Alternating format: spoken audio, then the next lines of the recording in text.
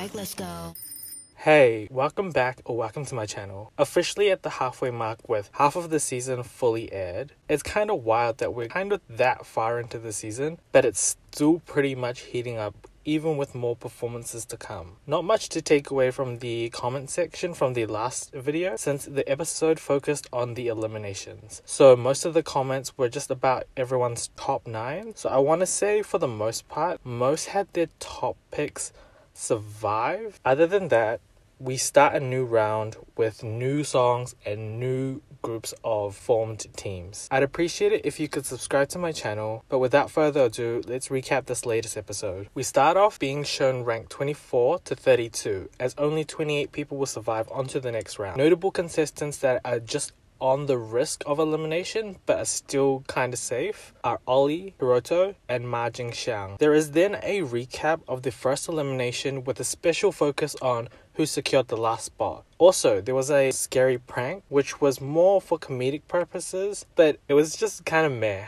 New Star Master Lee Min-hyuk of BTOB arrived to announce the next round named Dual Position. This round involved combining two skills between vocal rap, vocal dance, and rap dance. The winning teams would get 100,000 points, with the individual winners of each team getting 150,000 points. And to splurge a little more with the top in each 3 categories, they would also get an M Countdown performance. A total of 12 songs would be performed, and the roster of songs looks stacked. Some songs included (G)I-DLE's Tomboy, Twice's Feel Special, Monster X's Love Killer, Jesse's Zoom, and many others. Lowest ranking trainees got to choose first, with them still being able to get pushed out. However, this time, instead of low-ranking trainees getting removed from the song choices as default, the person choosing the song got to decide who they want to remove instead. Then we moved on to the behind the scenes before the lead up to the performance. For Feel Special team, they were struggling because the song was too high, and instead of fighting for parts, Eungi was trying to get the members to take more parts,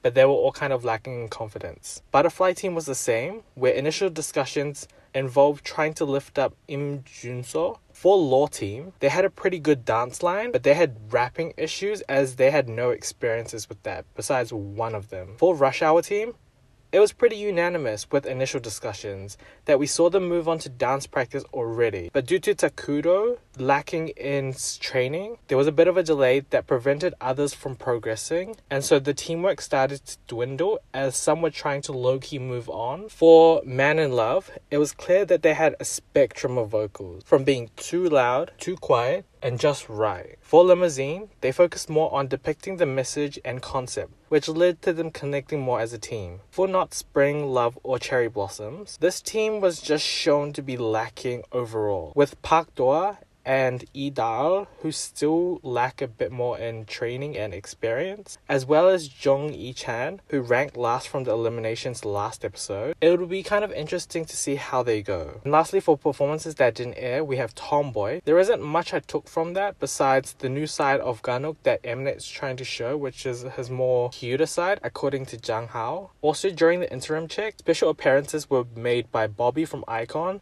and from the feedback that was given, it seems like everything's going pretty well, with all of them getting praises. As for the performances that we got to see during the episode, Gang Team was initially discouraged because 3 out of 5 of them lost their original pick songs, and also there was not much experience with creating choreography. However, Jonghyun would lead the choreo making, with practices going well. Zoom Team had excitement and competitive energy. Park Hyun-bin was given the killing part, and there was a lot of practice that he had gone through to prove his worth, but during the interim check, he was still named the worst from the team. However, they did receive a lot of praises as the most likely team to win. For Home Team, one of the most stacked vocal teams. The initial feedback was that their initial dance was a bit too fast and too hard to do with the singing, which helped actually make them head into a better direction. And finally, we have Love Killer, which saw leader Sok Matthew take charge and lead them to practicing a whole bunch, but with not much to show during the interim check. However, after what seems like Matthew and Jiyoung having a heart-to-heart to help Matthew out, the team starts to get a bit more in sync. Also, this is probably like the first time that Jiyoung gets proper screen time besides just his reactions. But yeah, The countdown leading to D-Day happens as the performances start. For the reviews, I'll just give my thoughts on the performances and whether I would say the individual winners of each team deserved it.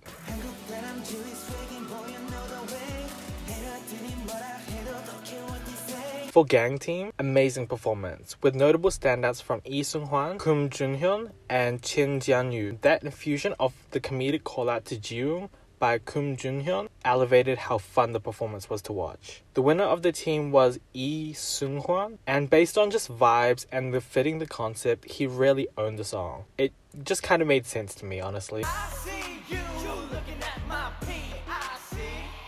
For Zoom Team, it was pretty alright. I think there was kind of like that fine line of creativity and cringe, and they were kind of teetering it for me. Like, it was pretty creative and really fun, but at times I could see how it might feel a bit cringe. But I still really loved the formations that they did, and Keita was a whole standout for me, completely changing the vibes to the song. The winner ended up going to Keita, and I feel like it was deserved.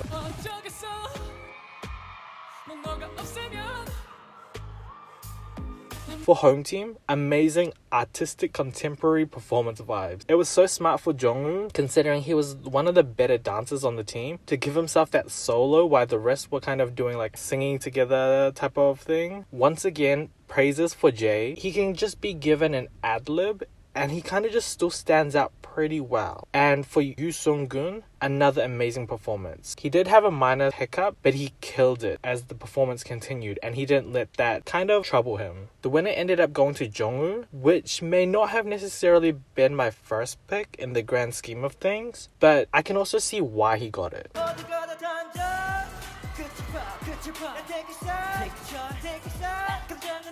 Love Killer was the final official performance and another great performance. Kim Ji-yoon suited the concept so much, and there was also a really notable surprise standout from So-won, who I would rank second or even second equal with Matthew. Hyubin got the winning ranking, and that's the only result that kind of got me confused. He just kind of felt the most off-sync with the team's chemistry, but also it just might be a me thing. But yeah, it ends off with them introducing Tomboy as the next performance. Also, while downloading the performances for this video, I also saw they released a special preview for the rest of the performances where they gave us a quick 10 seconds of each performances, and so here's my quick one sentence reaction to them. Law looks potentially like the performance to beat, which I'm so hyped for. Rush Hour looks like what I imagine Zoom would look like without feeling slight cringe. Butterfly has more direct artistic interpretations to Butterfly, and it looks really creative, and so I'm thinking that might be like Home Team's opponent. Feel Special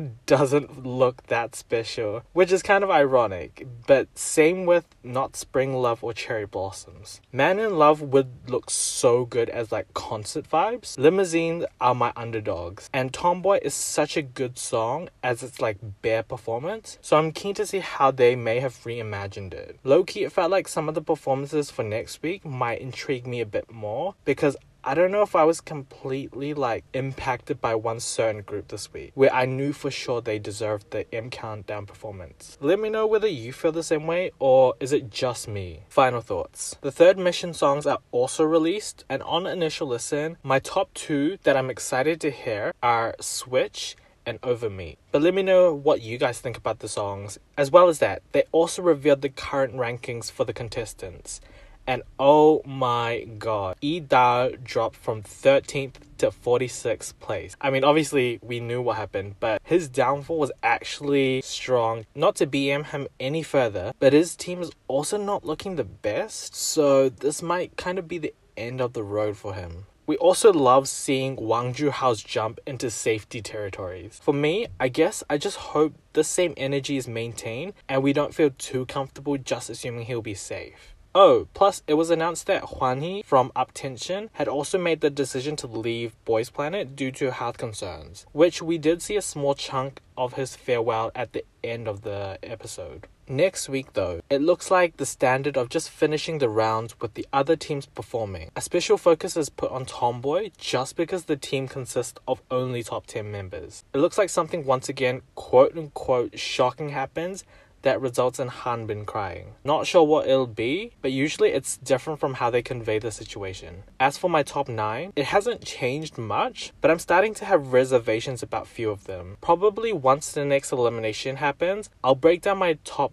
picks on who I'm just basically blindly supporting, good, and they're kind of slipping for me vibes. So yeah, honorable mention goes to Independent's Lee Seung-hwan, who's really been getting more screen time and getting the attention of many people. As for my top 9, we have Jellyfish's Park Gan-woo, America's Jay, Canada's Matthew Sok, Studio Glide's Sung Han-bin, China's Wang Ju-hao, Yuhwa G's Zhang Hao, Independent's Kim Ji-young, Yuhwa's Yu Sung-gun, and now I have Japan's Keita. But yeah, that's it for the recap and review. Thanks for watching, and let me know what your thoughts are about the performances for this episode and the ones you're excited for. There's also that special preview on Mnet's channel that I watched and mentioned briefly just before. So maybe check that out and see if that changes your mind in any performances that you're excited for. Other than that, my next video should be the next recap and review of Boys Planet. So please like and subscribe to keep up to date, and I'll see you in the next video. Bye!